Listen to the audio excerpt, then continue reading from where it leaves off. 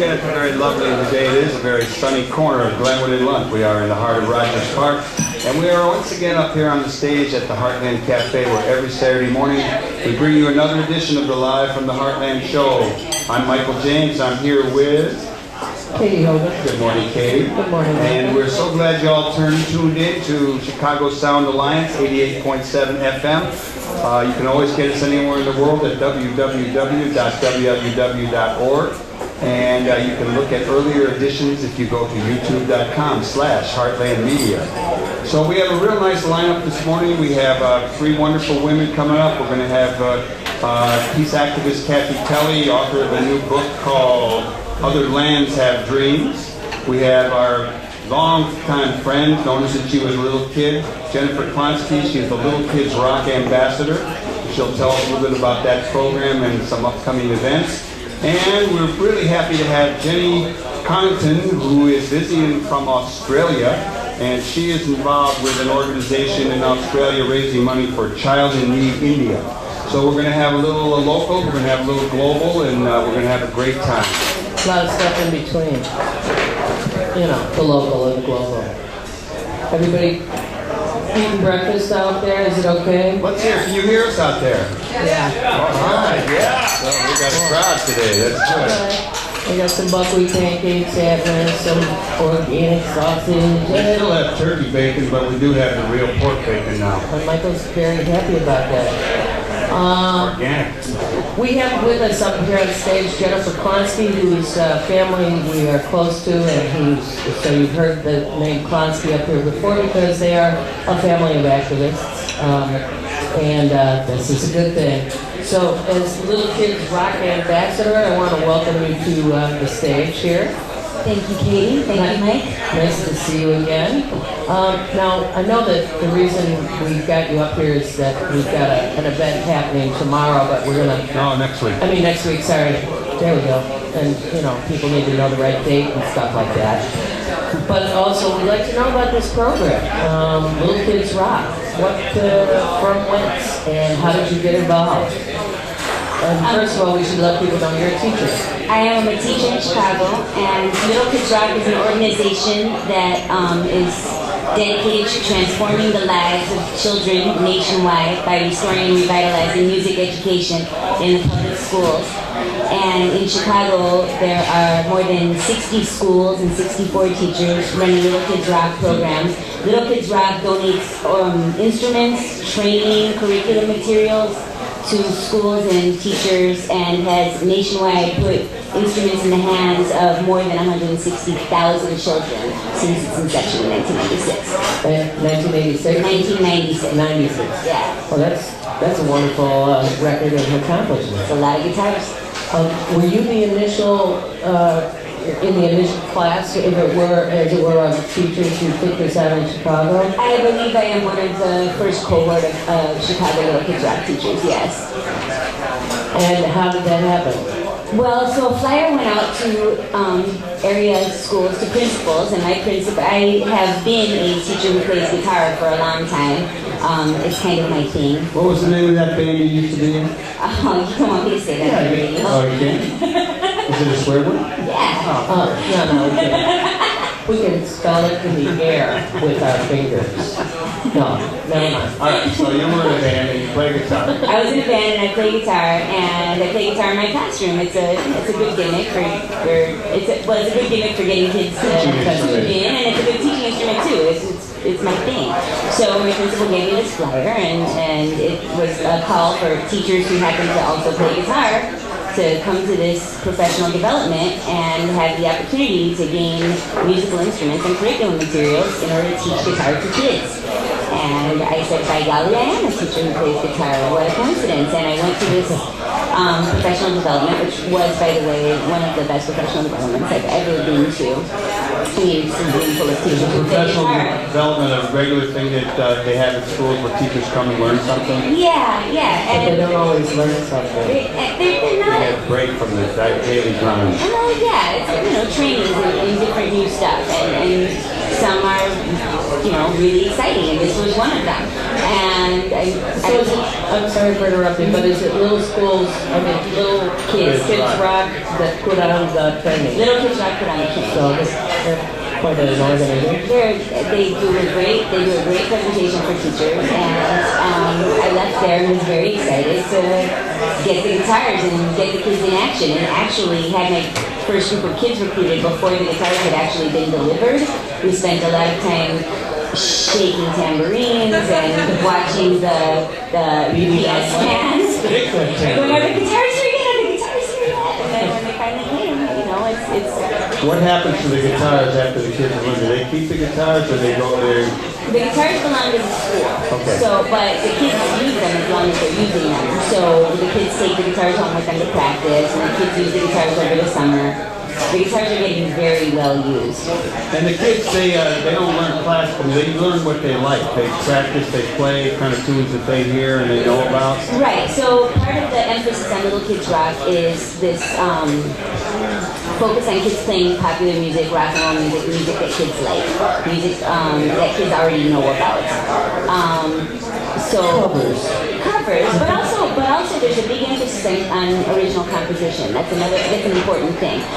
One of the things that if you hang around musicians enough, if you know 3 chords, you can play most anything, right? And also once you know 3 chords, you can write a heck of a lot of songs too. So that's another part of the focus, is that this is an opportunity for kids to express themselves creatively through original compositions. Do you give up your time after? I know that you're not a music school teacher, right? So you stay extra time. I do. I volunteer to do this program. Now there are a couple national programs about training kids to play music. Little Kids Rock, is that the one that Bonnie Raitt is involved with? Yes, indeed. Oh, good, I got the right one. Yes, Bonnie Raitt is one of our famous friends, which also includes... She's a good famous friend to have. I'm so excited she's going to be counting it. So yeah, Bonnie Raitt, Paul Simon, Ziggy Marley is a big supporter of Little Kids Rock. The list is very long. Now, what is I gotta say, Ziggy ate here when he was younger. Oh, really? Yeah, we played Ziggy. Oh, that's kind of awesome. We were going to make a t-shirt, but it would be too long. I think people read that. But you'll be on it. Cool. I'll eat too. I keep forgetting my question. Oh, what's the rock and roll school that... We had them on this stage as well. Are you thinking of the School of Rock here? Thank you, Yeah. School of Rock. They're a for-profit operation. I believe so, but I don't really know a lot about Okay. But your event is, you're going to have an event here, which is really, let's just call it a celebration. And it's not like a fundraiser, it's a free thing to celebrate all these kids that have been playing music in the schools with wonderful teachers like yourself. And this gives them a chance to play out in a club up on a stage. Yeah. Tell us about that. So April 15th from 3 to 6 p.m. we're going to have a gathering here of Little Kids Rock bands. They're not all little kids. The organization is called Little Kids Rock, but there's going to be a mix of high school kids, elementary school kids. My kids in my program are many of them are little. Many of them are little. Are actually quite small. But do we want to do ages or anything? I've got some 5-year-olds in my group. I've got kindergartners through 6th graders right now in my group. But there will be at least one high school group and a couple of other elementary groups. I think one of them is middle schoolers. And the idea is to celebrate the wonderful work that Little Kids Rock has enabled us to do here in Chicago. We're also going to have some visitors from the national headquarters of Little Kids Rock at this event. So it's kind of a big deal. And we're really excited about it. And we had our... We are too. So are we... And we had a Little Kids Rock Jam Summit here last April, almost at exactly the same time, and it was such a raging success. It was so much fun. We packed the place. The kids were so thrilled. We have to take tables out for this to happen. You know that? I know. I mean, the parents, they got to get up front. All the parents, the baby sisters and brothers, everybody packed it in. Everybody had such an awesome time. The kids were so excited about it. Well, Jennifer Klonsky, one of the things that we talked about earlier is that before the show, about how Little Kids Rock is really about restoring music in the public schools. And I thought back to my own experience of really early on picking the trumpet because a guy named Harry James had played trumpet. And we started with like little flute-like things, you know, and we had music in the public schools, and we had choir in the public schools, and it was wonderful. And you know, I'm indebted to that experience, and I'm just wondering, in Chicago we don't have that anymore. There's not a lot of music in the schools. There are schools that have music programs. It's not universal by any means. Yeah, I know because my son is in high school and he goes to this gallery program of jazz musicians from other schools.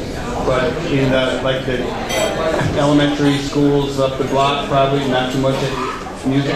There are many schools that are lacking a music program right now, and arts. And arts, yeah, theater. And athletics. Yeah, I mean, and in an age of buttercups, in an age of budget cuts. I like buttercups. I like it. Forget the budget cuts. We want buttercups. There you go, that's a slogan. In an age of budget cuts, nationwide, we're finding, of course, as we have found for a long time, an increasing trend in deprioritizing arts education funds, right? Yeah. So this is a way to... It's just so wrong-headed. It's a way to keep arts education alive, and it's really important. Really important. Does this spread in any way into the community? What is the effect, do you think, have you observed any of having these kids with this opportunity year after year? Now that you've been doing it 4 years, you said? Yeah, about 4 years. In your school? I mean, this event, this celebration that you'll have next week is one manifestation, but how about, I mean, I think families love when they have a musician practicing in their house. Well, most of the time. As difficult as it may be in the early stages of learning. I'm thinking of my daughter playing the violin. Boy, it was rough early on. Or your son playing the drums. It got so good. Yes, my parents enjoyed that pleasure of me practicing violin in my youth as well. Yeah, I mean, I think that there's a great need and a great demand for music education for kids. Everybody, I mean, I don't have enough guitars for the number of kids who want to learn to play guitar. If people wanted to donate a guitar, should they contact you? They should contact me. Let's give them a way to do that. How about at Jennifer K at littlekidsrock.org? Jennifer K. All one word. littlekidsrock.org. Yeah, I think there's a lot of dusty guitars within the sound of my voice. You know, I'll bet you're right. And yes, we would give all those dusty guitars a good home. Also, if you had not a dusty guitar but a check that you were dying to send to somebody, I can't do that. I apologize. It's all right. But we're going to leave We it have to the that happen all website. the time. We just stop you in mid-sentence. No, it's public radio. Don't write it to me. What's the website of Little Kids? littlekidsrock.org. That's pretty. You can find out everything you need to know, including all our celebrity friends, what we do nationwide. Well, okay, Little Kids Rock having a celebration here at the Heartland Cafe on Sunday, the 15th of April, and that will be at 3 p.m. And I'd like to ask you, Jennifer Klonsky, as a public school teacher coming from a family of conscience and a longtime activist yourself, can you just tell me what the status is of the public schools these days? I mean, are things... In a minute or less. Yeah, just are they getting better, getting worse? I mean, the head of the public schools went off to Washington to steer the country right. And I know there are some questions about his direction. And I'm just wondering how things are going in the schools these days. I know you have a new superintendent of schools, etc. Anything you want to say? It's about her job, Michael, and this being public airwaves. Well, we'll just... let's see what she says. Again, we're speaking in figures. This is something really politic and, you know, mushy. There are a lot of teachers who are... There are a lot of teachers who are really excited about music education and Little Kids Rock, and we're going to really enjoy that celebration on April 15th. Oh, man, you learned a lot from your mom. Thank you so much for helping us have this event. It's our pleasure. Thank you, Jennifer. You get to practice a lot with the kids. I mean, how's your chops coming along? Oh, well, yeah, I play guitar in the class all the time. I play guitar several times a day, and yeah, we practice with the kids. It's really fun. What's more important is that the kids' chops are getting to be better than mine. They're passing me up. They learn quick. Soon they will take over. Okay, That's the so it's idea. Jennifer K. at littlekidsrock.org. That For is the Anyone wants to get a hold of donating you? guitars. If anyone wants Ask to some more invest in questions. guitars, I will give them a good home. Very good. Or one of us will. One of us little kids rock teachers will. Thank you, Jennifer Klonsky, for And all we look you forward to do. seeing you next Sunday at 3 p.m. here at the Heartland. That's April 15th. Thank you so much. As you get off the stage, I want you to whisper in my ear the name of the rock band that used to play her. And we'll be right back with our next guest.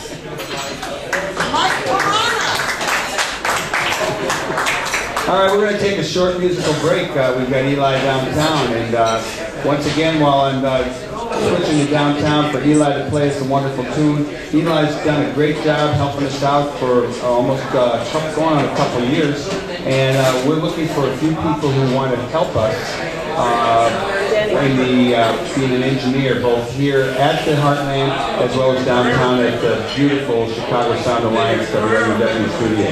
So give us a break, Eli, and we're looking for some relief for you. Be right back with more live from the Heartland.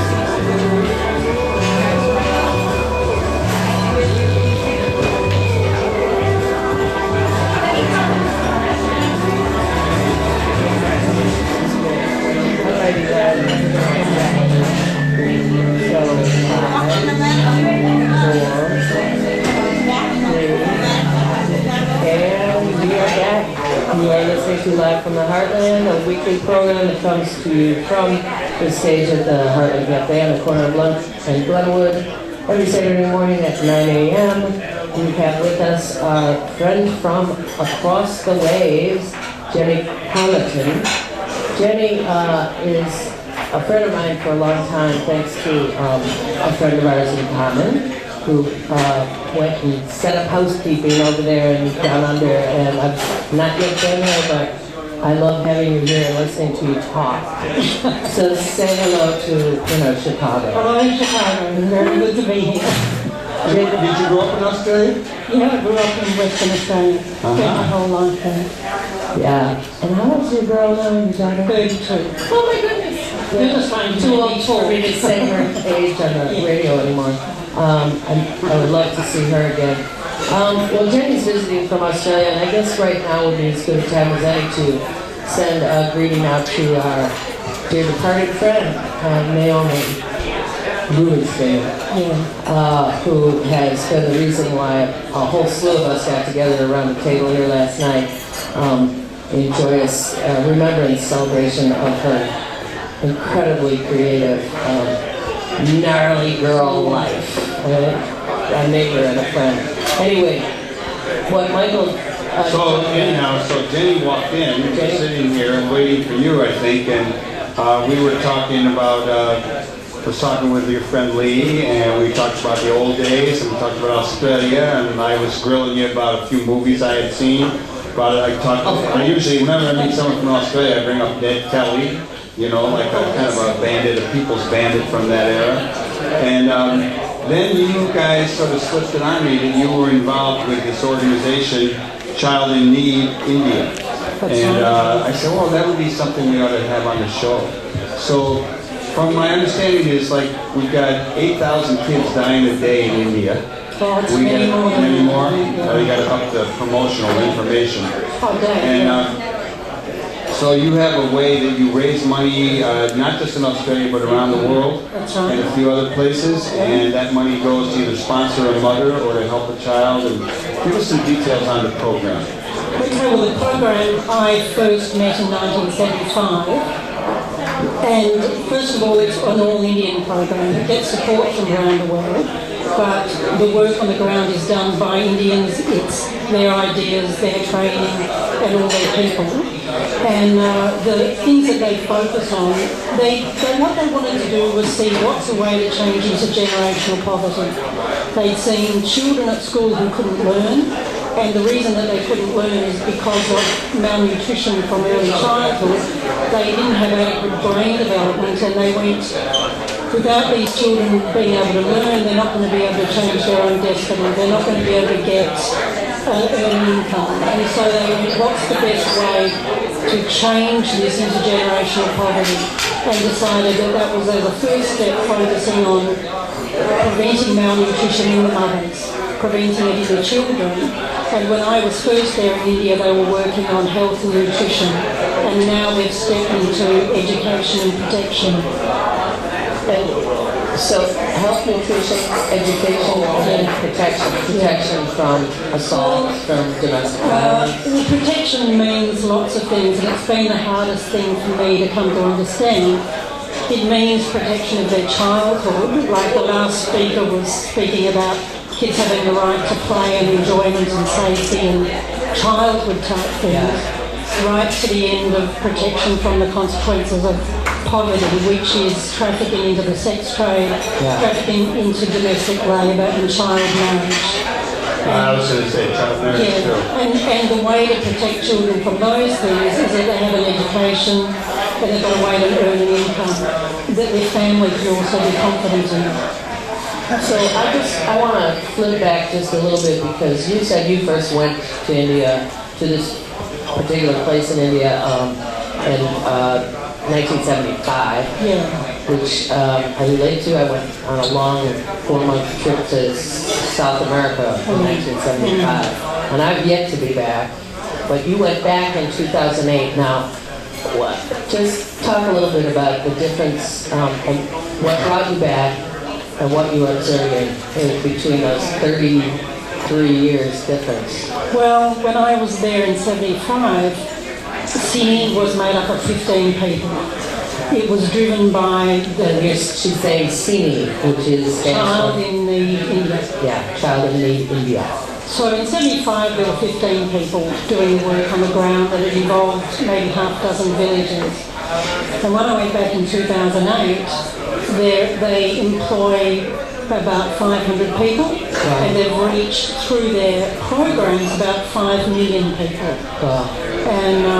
But the thing that wasn't changed was their essence, which was their commitment to women, their commitment to education, their commitment to empowerment, and their commitment to people in the community prioritising themselves, what they saw as their needs, and then working with them. And the thing that also really struck me was the compassion of the staff.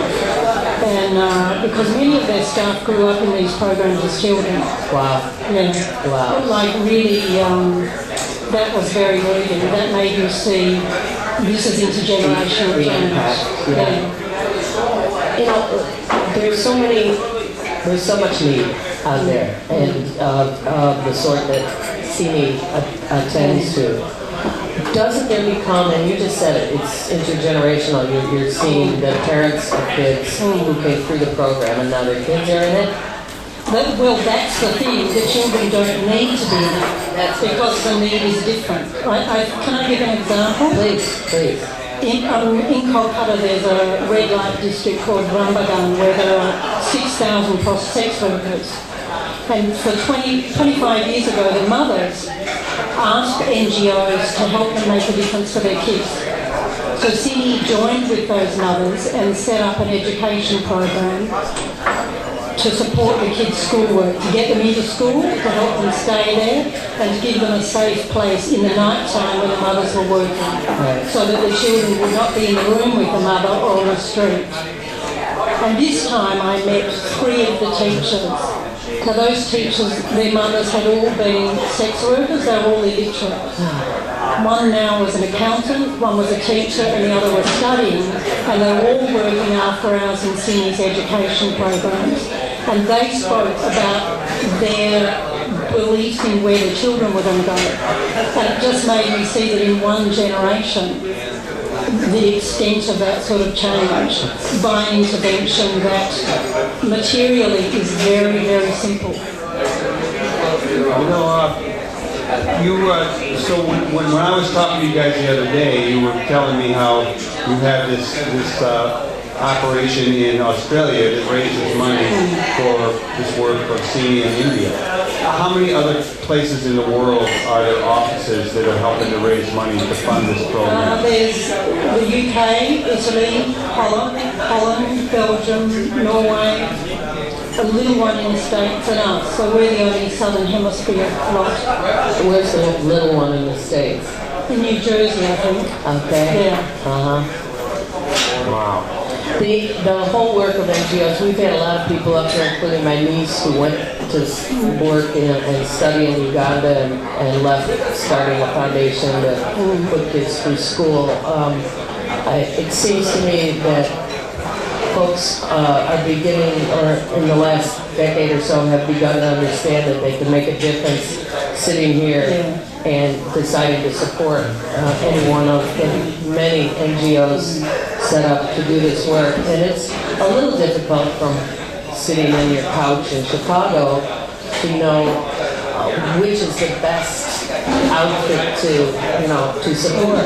I think one that has parents now, children who have become parents themselves, who are employed, educated, is one of the better recommendations one could get for a program that works. I think also programs that are based on ideas from in-country, that employ people in-country, and that's where it's driven. This was started by a doctor and a nutritionist, and the nutritionist was from Australia, but she understood that she needed to leave because the skills are in the country. It's not about outsiders. What did you say, the what? The skills. The skills. Like people say to me, are you working in India? There's no need, people do not need me to work in India. That would be taking a position from someone else. They need me to do something different. Yeah. So you just came home from a trip recently, and what is something that moved you this time around? Well, India always moved me because it's a fantastic country of contrast and colour, and I think the thing that really strikes me about that country, and particularly West Bengal, is people work really, really hard, and they really work to change their own environment and their own opportunities. And it's clear that for many people without some form of assistance, their work alone is not enough because there's so little help, and it's such survival. And like meeting lots of little children who really want their schooling. They are really committed to being at school, and they know that that's actually a ticket for them to change. Yes. And it's not a given that they'll get good schooling. Right. Not even a given here. Yeah, well, and I think that's the thing, that you see what's happening there and go, the needs for the children and the women and the families are the same all over the world. Yeah. Can we get some contact information from you? Yeah, the People best. want to learn more about child in need India? Probably the best place is to go to the website, which is www.ciniaustralia.org. That's CINI. Australia, yeah. And then they can find the other organisations around the world from our website. Jennie Connaughton, when I met you the other day, we ended up talking about film, and I did in the promotion for this show this morning. I did say that in addition to tell us about CINI, we would also tell us a little bit about Australia. So we don't have a lot of time, but is there anything you would like to share with the continent? Oh, what I would like to know is we certainly hear that there's been mistreatment of Native people in Australia. We hear of changes in government, attacks on unions. We hear about people being exported who come on boats. Is there anything you would like to share with us about Australia in the moments that we have? Well, all those things are true. All of those are a dilemma, and all of those are, they're shocking and they're shameful, all those realities. The ones that Michael just enumerated. Yeah, and I think the important thing is always to know that there are people working to change those things, and exactly the same as with America. The world outside sees the negative stuff more than the positive. Mm-hmm. And I work with Indigenous people, and wherever I go, I always make a point of seeing the creative, good, positive stuff that they're doing, which is not publicised very much. Nice answer. Well done. We're holding up the T-shirt. What does it say on the back of it, Michael? Well, I don't know. You told me to hold it up, and I didn't get to look at it. Okay. He just does what I Help taught. the Child, www.ciniaustralia.org. And if you look at youtube.com/Heartland Media, in the next couple of days, you will see this show posted, and I'm sure you'll see this graphic of this nice shirt. Thank you so much for coming out, Jennie. Let's have a big round of applause for all the great work that you're doing. And you are listening to Live from the Heartland Show, brought to you every Saturday morning on WLUW 88.7, Chicago's Sound of Lions. You can look at earlier editions if you go to youtube.com/Heartland Media. And Katie's going to give us one announcement, and then we're going to take a short musical break, and we'll be back with our friend Kathy Kelly. The amazing and wonderful Kathy Kelly. All right, so there's a little reminder. This is a reminder. Currently, we had a rash of some sad incidents. Do not walk your dogs in the alleys. If you do, be careful not to let them eat anything off the ground. There still may be rat poison. Please protect your dogs. That came from our friend Laura Dorfman at Coma's Touch. Gentle teachings for you and your dog. It's actually, there was a story on TV about it, that there's poison out there for who knows who or what, but dogs have eaten it and some of them have suffered gravely. Yeah. All right, a little music and we'll be right back with Kathy Kelly. Take it away, Eli.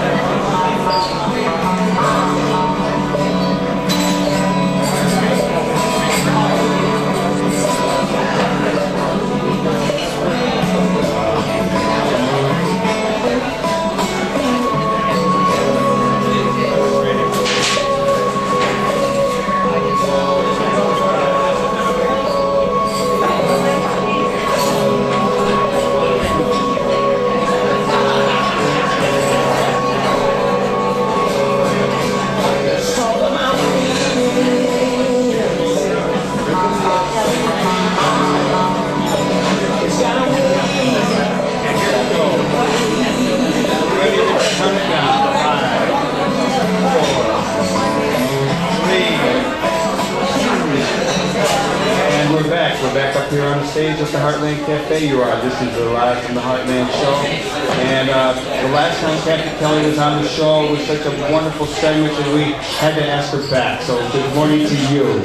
It's always good to be with you. Thank you.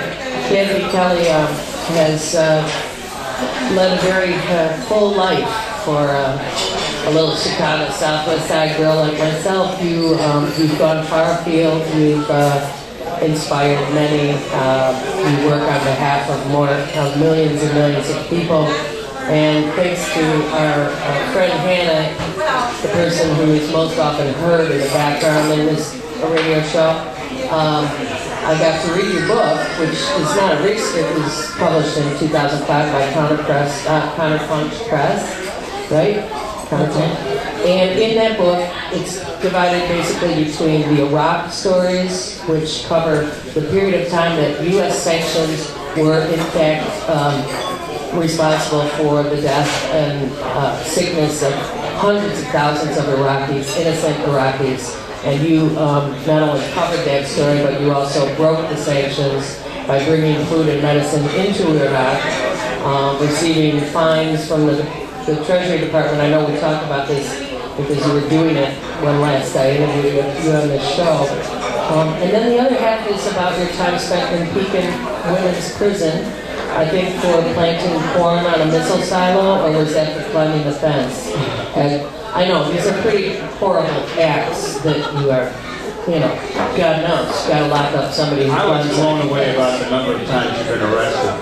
You talked about trying to remember them, and then you always get caught up in that, but you have a list of, 6 times for planting corn, SOA watch. You've been busted a lot of times, young woman. I'm not sure what that is, but thank you for all the work you do, first of all. Thank you so much. You read a book like that and you just feel like, I guess I'm not quite doing enough, is the thing you wind up with. Are you still active with Catholic Worker House?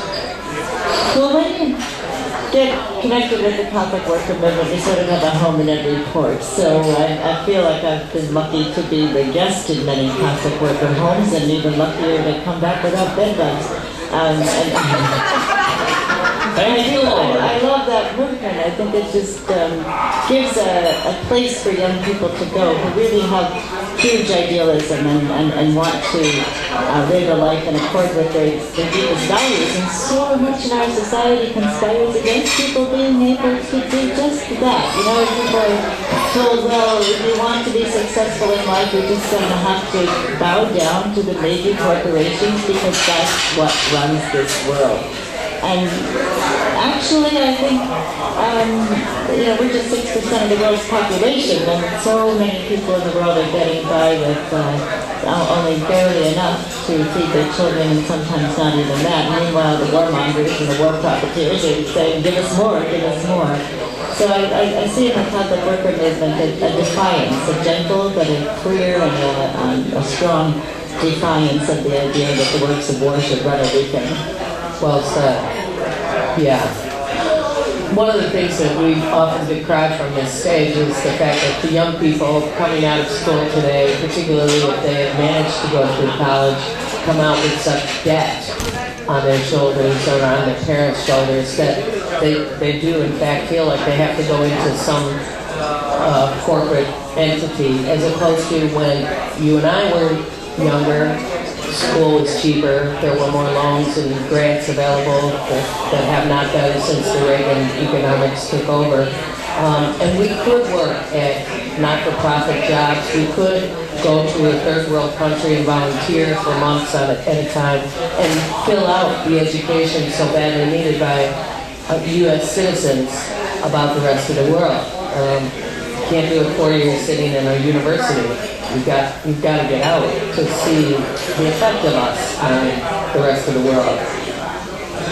Well, that's why I'm so excited by the Occupy movement and by Inter-Occupy, because we got in Chile, students all across that country sitting in their classrooms refusing to leave because they say we don't want to continue to pay exorbitant rates for education that exclude vast numbers of people from getting a decent education. Where did this dinner take place? In Chile.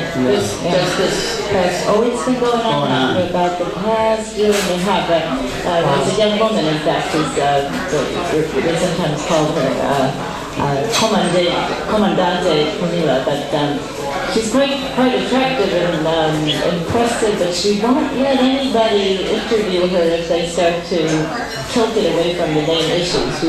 She's a strong young woman, and one of the Chilean government people in exasperation said, well, why doesn't someone just assassinate her? And he had to leave his job. He was run right out of office. So, but there are many, many examples all across the world, I think, where you see young people saying, we want to see something different. I go back and forth to Afghanistan, and 65% of the people in that country are under 18 years of age.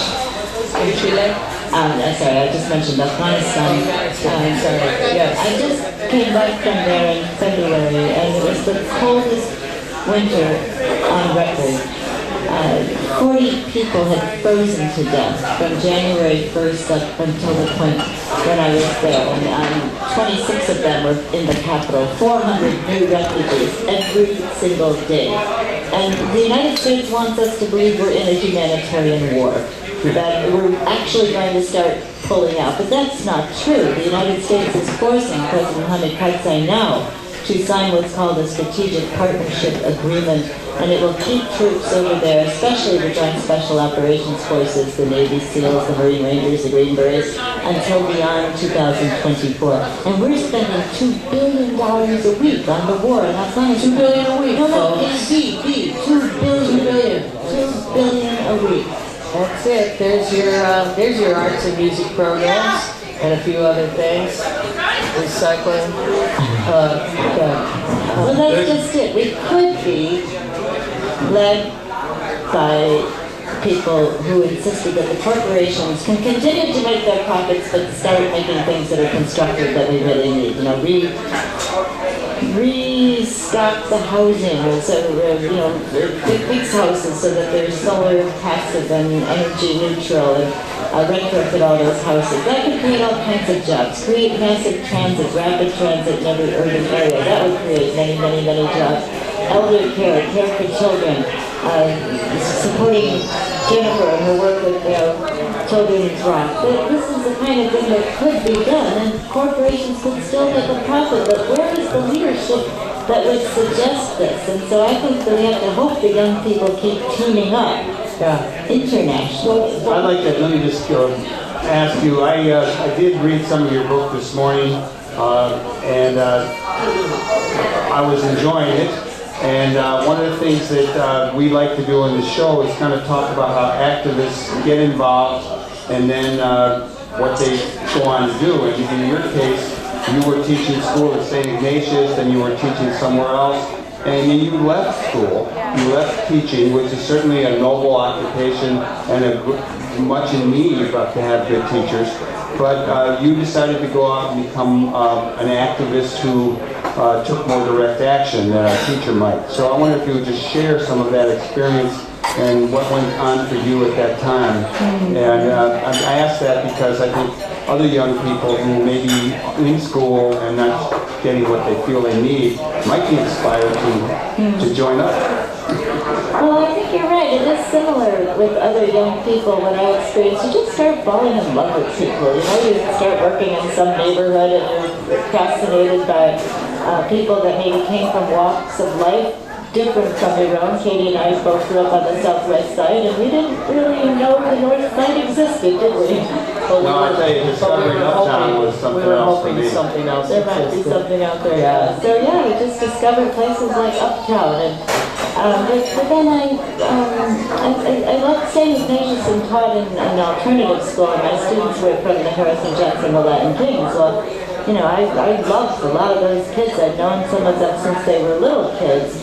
They weren't criminals. They were victims, I believe, of a war against the poor that was getting worse and worse all the time. And so our kids weren't surviving their teenage years. They were, still aren't, yeah. I think about that a lot. You know, I come back and I agonize over civilians that were killed in a night raid in Afghanistan, and one of my good friends, Sean Reynolds, said, well, you know, 8 kids were killed on the south side of Chicago last week. Right. So this is real for so many families, and when one of my students was killed, I remember that morning when the teachers told it to me, something clicked. I thought, I can't keep on going as though this is normal.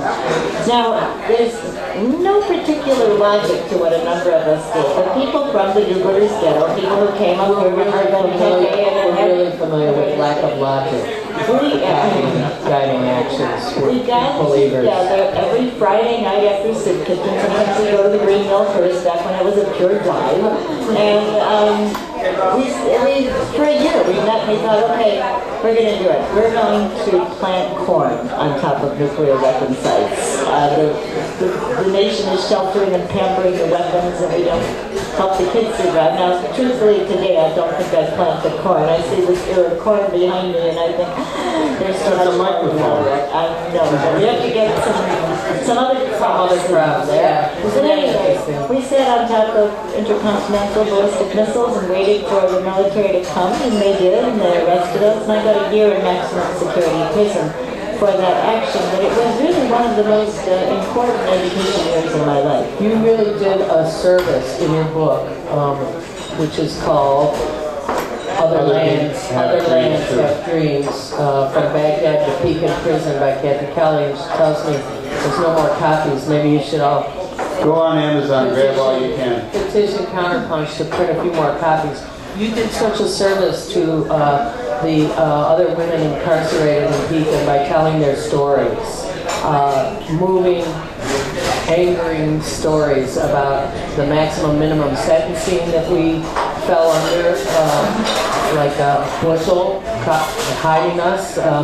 And the distance right now, as we sit here in Chicago, people in this room who probably know no one in jail right now, which means there is no connection, there's no communication, and the incredible unfairness of, them paying $2 a minute to have contact with their kids outside the prison walls. Someone just reported that telephone deal recently, which was the first time I'd heard it on, major media, which I've heard about forever from people who work on behalf of incarcerated people. I think about that a lot, No question, just blah. I don't know how to drive, and often when I'm a passenger going along a highway, you just kind of know that's got to be a prison, and yet I drive right past prisons. I think about it very seldom, to tell you the truth, once I'm out. I mean, the first year that I'm out, I'm in touch, and I'm much more tied in. But it's a world of imprisoned beauty. The women whom I met inside medium and minimum and maximum security prisons could have been my next door neighbors, my co-workers, my sisters-in-law, and yet they're forgotten and they're isolated. The median sentence length in the Pekin prison for men is 27 years. So can you imagine young men shuffle off of buses at late teenage years, and they won't leave until their grandparents. And this is, of course, a reenactment of slavery, and it's a horrible, racist, ugly stain on who we are. And it's a very difficult problem to solve, because the children of people who've been in prison often are growing up without anything close to security in their lives, and the parents inside the prison, they're just agonizing to be in touch with their children. And it troubles me also because a lot of people will think, well, we have to be in Afghanistan because we care so much about the women and children in Afghanistan. And I think, well, wait a minute. Okay, it's true. An Afghan woman in their culture is going to be in the rural areas in servitude to the man in her life for the rest of her life. But in prisons that are minimum security women's prison camps adjacent to the large men's camps, they rely entirely on the women to do all of the bringing of leaves and shoveling of snow and retooling the air conditioning if it breaks down. All of it is done by the women. If the men were to go near the perimeter with their 50-year sentences, they might jump the fence and say, what the heck? But they found, the Bureau of Prisons has found that they can rely on women to do all of the servitude for maintenance of these prisons. Well, Shazam! So look and see if there isn't a women's minimum security camp adjacent to major men's high-security prisons. So people don't seem to mind if women are condemned to 20 years of isolation and removal from their children and servitude and misery here in the United States. I sometimes dream, wouldn't it be great to go into a courtroom and, cognizant of the prison industrial complex, stand up on the courtroom bench and just raise my voice and say, could we look at the racism in this room? Who's benefiting from this system? And that would be your judges and your lawyers. Every year, every university graduates a new crop, if you will, of lawyers. How are we going to keep them all employed? They need prisoners. Let me shift gears a little bit here. A lot to talk. Yeah, there's a lot to talk about. And Kathy, if you want to come on regularly, you're welcome to come every week. But one of the things that I remember that you were involved with, I've been thinking about our old friend John Ross, who passed away about a year ago. And he had gone off to Iraq to be a human shield. And I believe you were involved with that too? Well, you know, I just want to know what it was like, what happened, that kind of thing. We've gone there, we organized 70 delegations to go to break the economic sanctions, and then we just couldn't, wave our blue passports and say, hey, it's looking a little dangerous, we're clearing out of here. So before the human shields had formed up, we had said to the Iraqi government, look, could we just stay? We won't get in your way. We'll go play with kids in the cancer hospital and, visit families we know, and we just don't want to leave. And this was curious to the Iraqi government, but by then they, I think, thought we were fairly harmless. It was difficult because if we had said Saddam Hussein is a ruthless and a brutal dictator, we would have been out of there in a heartbeat. So but we couldn't just walk away and leave people. And so we stayed. We stayed all through the shock and awe bombing, and we stayed into the initial weeks and then months of the occupation, and we could begin to see, they have no plan, and I couldn't believe it that they didn't. Except that they wanted to be able to make sure that the rehabilitation of the oil fields that had completely come unglued, these oil fields, would be undertaken by the only company that could do it, really. Halliburton and Chevron and others then could make money on the rehabilitation of the oil fields. This is the stuff that makes my blood boil, hearing about, how we went in willy-nilly with war-making machines, ruined hundreds of thousands of lives. After we debilitated the country by economic sanctions. I mean, this is the longest war in American history. The war in Afghanistan would seem to be, but this war in Iraq goes back from 1990, and you could also count the Iran-Iraq war when Henry Kissinger was saying things couldn't be better. They're killing each other and using our weapons. And it has never stopped. There's never been a day, I don't think, of mercy or compassion for people in Iraq who meant us no harm and who suffered the consequences of our wars hideously. And meanwhile, the United States was also making war against Afghanistan. And why? Watch how Unocal now and other corporations will salivate over building the Turkmenistan, Afghanistan, Pakistan, India pipeline. NATO managed to seal the deal in Lisbon in 2010 for construction of that pipeline, bankrolled by the Asia Development Bank. And it isn't that we want Afghanistan's natural gas and fossil fuels in our tanks. The United States wants to control the pricing and the flow of resources that China and Russia and other countries might want to have access to. And so the United States will continue a weapon and a military presence till 2024 or beyond, because if they build that pipeline, for sure insurgents are going to come and blow it up. So they want to have they've got 450 forward operating bases all across Afghanistan.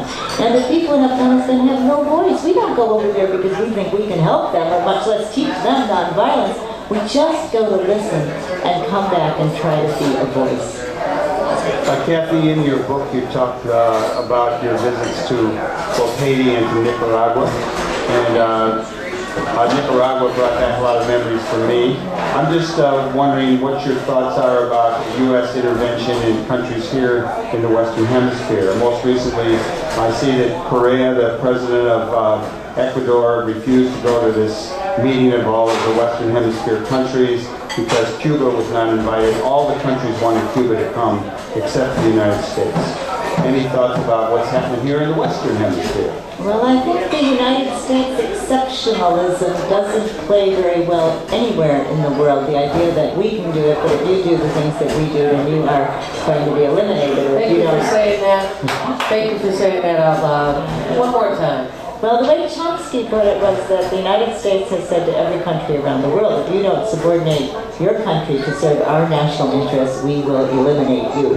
But we do now see changes. I mean, there's the BRIC, Brazil, Russia, India, China, and developing countries are beginning, I think, to assert the possibility of their exports and their combined monetary systems having a challenge to the United States. Now, it's not something that you could say is in the bag at the moment, but I think we see in the United States the possibility of a dying empire. These empires don't go down quietly. No, they don't. And so I think, we've always owed reparations really to El Salvador, to Nicaragua, to Guatemala, to each of the countries where we intervened.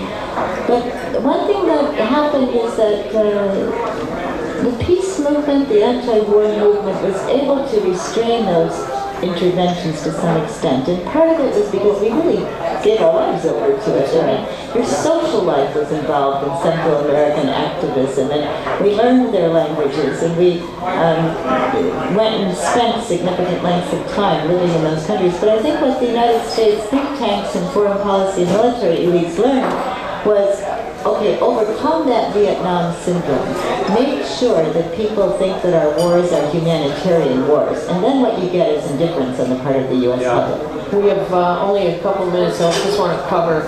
Right now, there's planning to be a walk to greet the NATO meeting now, just out of the NATO meeting, not GA, in Chicago. Could you describe the walk if people want to? Well, there's so much activism now going on to educate people about NATO. One thing Voices is doing, Voices for Creative Nonviolence, that's vcnv.org, is walking from Madison, a city that's been exemplary for people to recall their governor, and they've never given up up there on their valiant struggle. So we're going to start in Madison, walk through Wisconsin and into Chicago, May 1st to 17th, and give as much support as we can to people in Wisconsin that are trying to stop the installation of drone warfare in their own military bases there. We also want to demand that the United States not press forward with the strategic partnership alliance that it wants to force Mohammed Karzai to sign on time for the NATO gathering.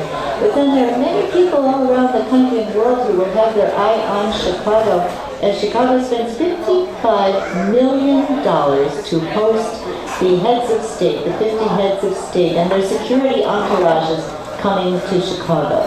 And the United States would like to see itself as a host to people who are organizing a better world, but it's not true. NATO has organized destruction. It's become the global police force for enactment of economic policies that are cruel and brutal and lethal.